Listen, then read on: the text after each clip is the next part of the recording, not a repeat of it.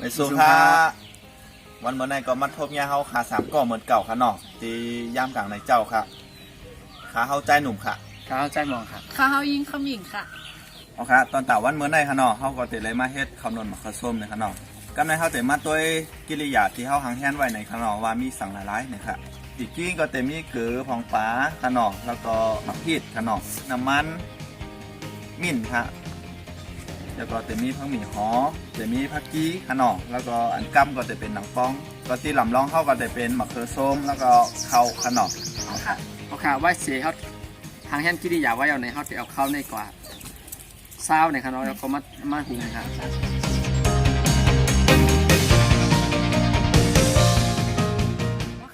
เมื่อเร็วนี้เขาก็เลยกัดเศร้าไม่ย่อหน่อยค่ะเนาะเฮียก็เลยใส่น้ำมาย่อหน่อยค่ะกำเขาเตะมาดีใส่มิกกี้ค่ะเนาะว่าเขาเตะเลยใส่สังฟองในกำมาด้วยจำกันค่ะค่ะอ่อนตั้งสุดเนี่ยเขาเตะเลยใส่เกลือหน่อยค่ะเนาะใส่ลงกันเลยค่ะเฮียก็ปลาพองค่ะเฮียก็มิ้นหน่อยค่ะนะ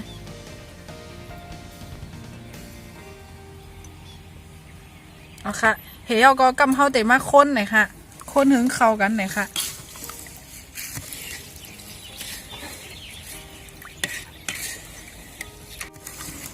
ป้อมค้นไหนเขาใส่เกลือลงกาไหนเพราะเกลือควันไหนก็มันติเฮ็ดคือเกลือเจียมไหนค่ะเนาะอ๋อค่ะกำในกำเล่นซุดไหนค่ะเนาะเพราะว่าเขาค้นยาวๆไหนเขาเตะแล้วเอามาคือส้มในใส่ลงกาค่ะเฮียเขาก็เตะแล้วเอาเข้ากับหุ้งไหนค่ะใส่ลงกาเลยค่ะเนาะกำเพราะเขาซุกเอาในมาคือส้มก็เตะซุกจำกันหมดยาวไหนค่ะนะอันไหนเพราะว่าไผอยู่หออยู่สังก็เตะเฮ็ดกินไรง่ายๆไหนค่ะเนาะเฮียเฮ็ดไหนย่อไหนกำเขาก็เตะใจปีใจหมองเอาเข้ากับหุ้งค่ะ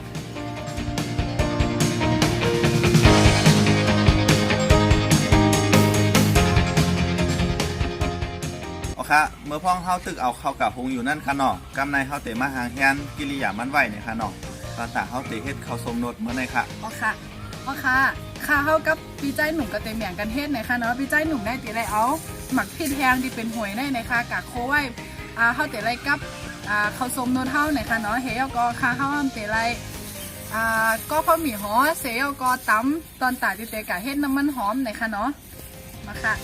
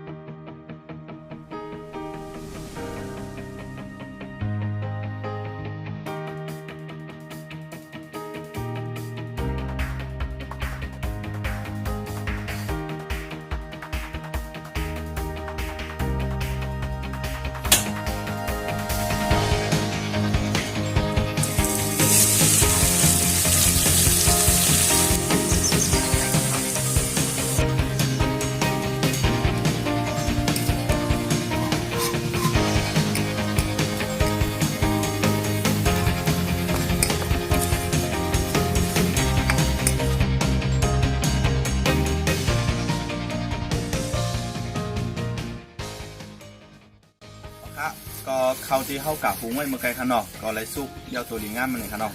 กำในเฮาเตมาเฮ็ดข้าวนวลมะเขือส้มกับต้องกันค่ะเนาะเอาค่ะว่าเสียฝูงเย่านั่นก็จะเป็นจึงไหนค่ะเนาะอันนี้เขาก็เต็มในใส่สังเย่าไหนค่ะเนาะก็เปิดว่าสังไงเขาใส่กับมือไก่เย่ามือเย่าไหนค่ะก็ไม่เขาเต็มมาตักเสียเย่าก็โนดไก่เย่าไหนค่ะเนาะที่หลำลองมันก็จะเป็นน้ำมันหอมไหนค่ะเนาะกำเขาเต็มในใส่กับจ้อมไหนค่ะตอนตาเขามันอย่าไปติดกันเหี่ยวก็มันมีอายสารที่หอมสิกัมนี่ก็ค่ะก็ไม่เขาแต่ไรมันโนดเขาสวมกันไหนค่ะเนาะเพื่อจีมองถูกไหมค่ะเป็นก้นใจค่ะค่ะอันนี้ใส่น้ำมันหอมนะคะเนาะหอมเลยค่ะ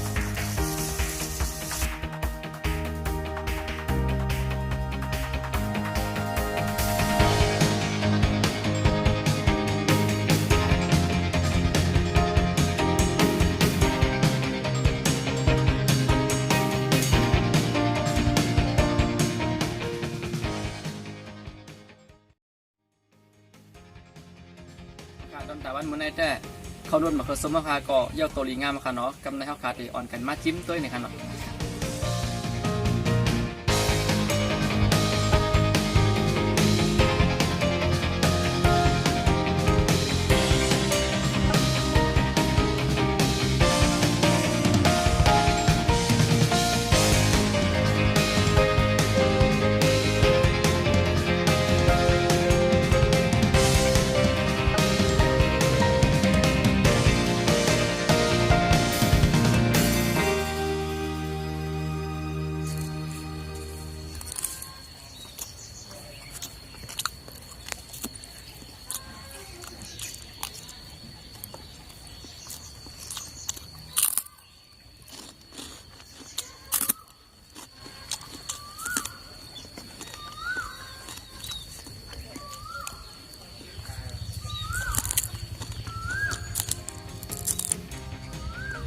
ค่ะ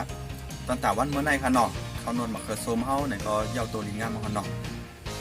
สังว่าพี่น้องเขาเก็บใจคลิปวิดีโอในก็อย่าไปลืมเต็กไลค์เต็กแชร์ปั่นในค่ะเนาะสังว่าพี่น้องเขาตัวตั้ง YouTube เนี่ยก็อย่าไปลืมเต็กซับสไครต์ปั่นตั้งแต่ในอีกหนึ่งค่ะเนาะมีตั้งหันถึงแจ้งหือในก็คอมเมนต์กันเข้ามาไลฟ์ตั้งแต่ในค่ะเนาะอำนั้นพี่น้องเขาใครฮือข้าวเขาเฮ็ดตั้งกินใต้เมี่ยวหรือก็ปัดตั้งหันถึงกันเข้ามาไลฟ์ค่ะเนาะ